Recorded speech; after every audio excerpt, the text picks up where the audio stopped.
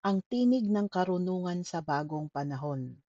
Sa mabilis na takbo ng mundo at ng panahon, teknolohiya at agham ay patuloy na sumusulong. Ngunit sa gitna ng modernong kaisipan, wikang Filipino ang tanglaw sa kinabukasan.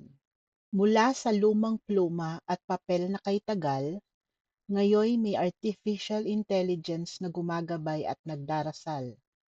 Mga datos at impormasyon, mabilis na nakukuha, gamit ang wikang pambansa, lubos na nauunawaan ng madla.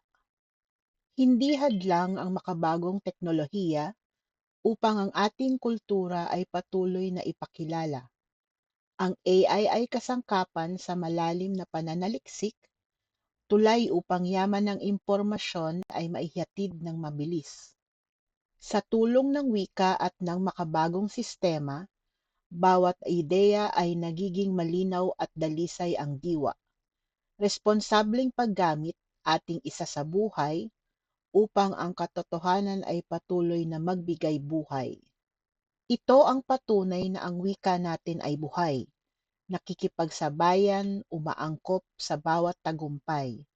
Mula noon hanggang ngayon sa modernong henerasyon, wikang Filipino ang susi sa lahat ng impormasyon.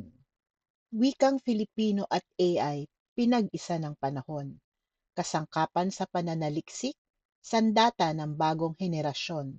Ipagmalaki natin sa buong mundo't sansinukob ang dangal ng lahi sa wika natin ibinubuhos. Ang tinig ng karunungan sa bagong panahon.